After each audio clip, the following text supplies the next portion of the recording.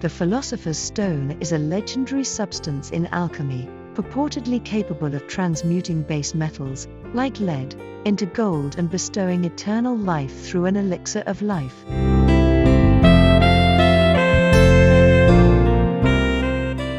The Philosopher's Stone, unlocking alchemy's enigma.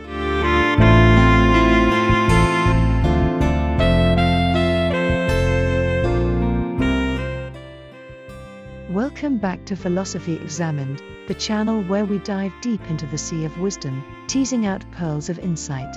Today, we turn our gaze to a legendary symbol and elusive goal, rooted deeply in the lore of alchemy and philosophy, the Philosopher's Stone. The Philosopher's Stone, or lapis philosophorum, has long held the fascination of thinkers, dreamers, and seekers of wisdom and wealth. For the uninitiated, this isn't the book by J.K. Rowling, though it is certainly part of the inspiration for the book. The Philosopher's Stone is a substance, metaphor, and symbol that traces its origins back to the cradle of alchemical thought. In essence, alchemy is the medieval predecessor to modern chemistry, an esoteric tradition marked by mysticism, spiritualism, and the pursuit of transformation. Alchemists believed in the potential for change, envisioning a universe in which base metals could be converted into noble ones, like gold, a process known as transmutation. This physical transformation was metaphorically tied to personal and spiritual refinement, thus blending practical experimentation with spiritual enlightenment. The Philosopher's Stone, a mystical substance in the alchemical tradition, was said to be a catalyst for this conversion. Alchemists thought it held the power to not only transmute common metal into gold, but also to confer eternal life through the creation of an elixir of life. Hence, the Philosopher's Stone represents the ultimate goal of the alchemical process, the attainment of ultimate wisdom and immortality, which is a reflection of human aspirations for understanding, perfection, and transcendence. The Philosopher's Stone, therefore, embodies the entwining of physical and spiritual dimensions within the alchemical paradigm. The Philosopher's Stone, although first mentioned in the written records by Zosimos of Panopolis in the 3rd century, carries an enigmatic aura around its true origins. Zosimos was an Egyptian alchemist and Gnostic mystic, and he laid much of the foundation for Western alchemical thought. He wrote about the stone as a divine entity, capable of inducing transformations both physically, turning base metals into gold, and spiritually, bestowing enlightenment. However, the lore of the Philosopher's Stone reaches much further into antiquity than the 3rd century. Its origins are indeed shrouded in the mysteries of time, tangled in a web of myths, legends, and ancient wisdom. Some believe that the concept of the Philosopher's Stone may have been influenced by even older ideas from the ancient Egyptians, who were known for their advanced metallurgical and chemical practices. Furthermore, the principles and symbolism connected to the stone, transformation, enlightenment, and the pursuit of immortality, resonate with many ancient wisdom traditions across the world. It's conceivable that these collective human aspirations, stretching back thousands of years, eventually crystallized into the powerful symbol of the Philosopher's Stone. In the Middle Ages and Renaissance, the stone's lore was carried on by mystics, scholars, and philosophers who expanded upon the alchemical corpus. They created intricate illustrations and cryptic texts, alluding to the secretive and spiritual nature of the stone's creation. Its meaning deepened, becoming a beacon for the mystic's journey towards spiritual transformation and union with the divine. The mystery of the Philosopher's Stone captured the imaginations of many, across various countries and cultures, from the Middle East to Western Europe. Jabir ibn Hayyan, often known as Jabir in the West, was a pioneering figure in Islamic alchemy in the 8th century. His contribution to the development of alchemical thought cannot be overstated. While his works did delve into the physical processes related to alchemy, including distillation and crystallization, The essence of his teaching centered on the spiritual transformation symbolized by the philosopher's stone. Jabir saw the stone not as a mere tool for the transmutation of base metals into gold but as a metaphor for the human soul's evolution. Just as the philosopher's stone could turn lead into gold, the human soul, through spiritual discipline and divine grace, could transform from a state of ignorance and vice into wisdom and virtue. He envisioned the philosopher's stone as a catalyst, initiating a process of spiritual purification and enlightenment. This theme resonated deeply with the mystical traditions of Islam, particularly Sufism, which places emphasis on inner transformation and unity with the divine. Jabir's interpretation of the philosopher's stone went on to profoundly influence the esoteric branches of many other religious and philosophical systems, including Christian mysticism. The quest for the philosopher's stone in Western Europe was not only a pursuit of physical transformation, but also an exploration into the deeper mysteries of existence. Nicolas Flamel, a Parisian scribe from the 14th century, is one of the most well-known figures associated with the philosopher's stone. Despite his humble profession, he has been immortalized in history and fiction as an accomplished alchemist who successfully created the stone. Flamel's story is one of intrigue and mystery. The legend goes that he found a mysterious book, now known as the Book of Abraham the Jew, filled with alchemical symbols and secrets. His decoding of this book allegedly led him to the creation of the philosopher's stone.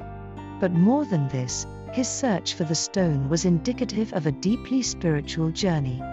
He is said to have used the wealth derived from the stone for charitable purposes, hinting at the moral and spiritual transformation that the stone symbolized. Similarly, Sir Isaac Newton, one of the greatest scientific minds in history, also harbored a deep fascination for alchemy and the philosopher's stone. Newton is celebrated for his contributions to physics and mathematics, but his alchemical studies were kept secret due to the stigma associated with alchemy at the time. His pursuit of the stone was not merely a quest for physical transmutation but a spiritual and intellectual endeavor, a grand effort to decipher the divine blueprint of the universe. Newton's alchemical manuscripts, many of which have only been published in recent decades, reveal a profound engagement with the symbolic and spiritual aspects of alchemy. To him, the philosopher's stone was a key to unlocking the mysteries of nature and the cosmos, a tool for understanding the fundamental principles that govern the universe. So, within the context of Western Europe, the philosopher's stone was seen by many as more than just a tool for material gain. For scholars like Flamel and Newton, it represented a profound quest, a journey towards spiritual enlightenment, intellectual illumination, and a deeper understanding of the universe's intricate workings. Their pursuits underscore the stone's dual nature as both a tangible substance and a powerful symbol of transformation and knowledge. In the Christian tradition, Jesus Christ is sometimes seen as the true philosopher's stone, the cornerstone or capstone of the spiritual edifice as mentioned in Ephesians 2:20 and 1 Peter 2:6. In this interpretation, Christ is the agent of transformation, the divine catalyst that can transmute the lead of a base, sinful human into the gold of a perfected spiritual being. Chinese alchemy, both Taoist and otherwise, has a rich tradition of seeking spiritual transcendence and longevity. While their alchemical practices also involved physical elixirs and substances, the underlying aim was often spiritual transformation and immortality. Within this framework, the concept analogous to the Western philosopher's stone is often represented by the cinnabar elixir, a substance believed to grant immortality. Like the philosopher's stone, the creation of this elixir was not only a physical process but also a metaphysical journey of refining one's spiritual essence. The legendary peaches of immortality, often mentioned in Chinese mythology and Taoist texts, align with this symbolism. These peaches, said to grow in the garden of the Queen Mother of the West, were believed to confer longevity or even immortality upon those who consumed them. They are a perfect representation of the blend of physical and spiritual transformation central to Chinese alchemical thought. Notably, Chinese alchemy emphasized internal alchemy or Neden, where the body and mind themselves become the laboratory for transformation.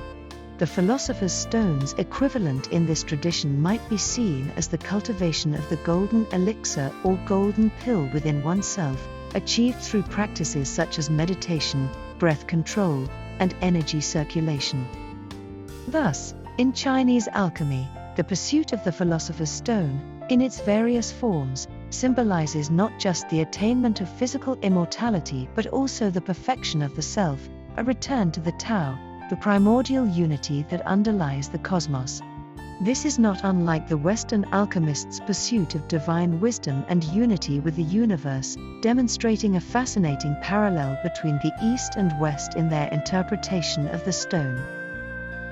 The Indian subcontinent, with its deep and rich philosophical traditions, has its own parallel to the concept of the philosopher's stone. In Indian alchemy, or Rasa Shastra, the equivalent of the philosopher's stone is known as the Chintamani. Also known as the wish-fulfilling jewel, the Chintamani is believed to have the power to grant one's deepest desires, similar to the transformative abilities of the philosopher's stone. The Chintamani is also said to be a catalyst for spiritual transformation. Much like the journey of turning base metals into gold, the Chintamani symbolizes the human endeavor to transcend worldly desires and attain a state of enlightenment. Indian alchemical tradition also refers to a substance called parasmani or paras, a mythical metal or stone believed to have the power to transmute base metals into gold. This is strikingly similar to the Western concept of the philosopher's stone. Indian alchemy was not limited to the pursuit of material transmutations but encompassed a holistic view of transformation, involving physical, mental, and spiritual aspects. Practices such as yoga and meditation were integral to this process of internal alchemy, paralleling Chinese Neden. India's spiritual tradition of seeking unity with the divine or Brahman resonates with the spiritual interpretation of the philosopher's stone. The quest for the Chintamani or paras can be seen as a metaphor for this spiritual journey of attaining oneness with the divine, the ultimate state of knowledge and bliss, or Sat Chit Ananda. Therefore, the idea of the philosopher's stone in India, while articulated differently, encapsulates the same themes of transformation, illumination, and the pursuit of ultimate truth that pervade other alchemical traditions. As we traverse different cultures and times, it's clear that while the physical description of the stone varies, its metaphysical interpretation remains remarkably consistent. It is the promise of transformation, perfection, and ultimate wisdom. But what does this mean in today's context? Why is the philosopher's stone still relevant in an age of modern science, advanced technology, and increasing secularism? In today's chaotic world, the symbol of the philosopher's stone remains pertinent because it encapsulates the human yearning for growth, change, and transcendence. Its metaphorical journey of turning lead into gold parallels our quest for personal development and enlightenment.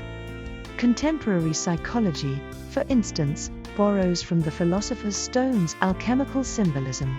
Carl Jung believed it represented the self undergoing individuation, transforming the unconscious into conscious, analogous to the conversion of base metals into gold.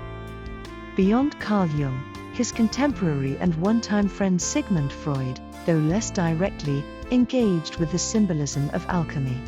Freud's concepts of sublimation and transformation of the libido resonate with the alchemical idea of transmutation represented by the philosopher's stone. The existentialist philosopher, Friedrich Nietzsche, whose work often dealt with transformation and overcoming, also embodies the ethos of the philosopher's stone. Nietzsche's concept of the Übermensch or overman is an individual who has transformed themselves, overcoming their base instincts to create their own values, mirroring the transformative journey symbolized by the stone. Erich Fromm, a social psychologist, also alludes to a similar idea in his theory of humanistic psychoanalysis.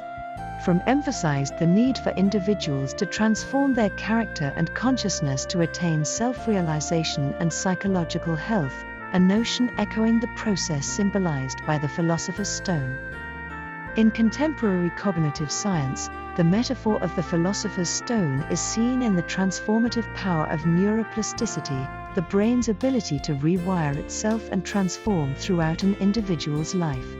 Scientists like Norman Deutsch have explored how this innate capacity for change in the brain can lead to significant improvements in mental and physical health. Thus, the themes of transformation and enlightenment symbolized by the philosopher's stone echo throughout the thoughts and theories of many modern psychologists, philosophers, and cognitive scientists. While they may not directly reference the stone, the principles it represents are woven into their understanding of the human mind and its potential for change and growth. The philosopher's stone, while steeped in ancient lore, continues to ripple through our modern consciousness. Its symbolism pervades various facets of our lives, reminding us that transformation, wisdom, and the pursuit of perfection are timeless human endeavors. The philosopher's stone, a symbol steeped in history and mythology, often takes on a range of visual forms. In its most literal interpretation, the stone has been depicted as an actual stone, often radiant, sometimes inscribed with mystical symbols.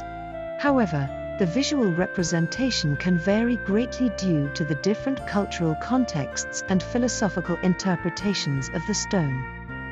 In traditional alchemical texts, the philosopher's stone is often symbolized by a circle within a square within a triangle, itself inside another circle.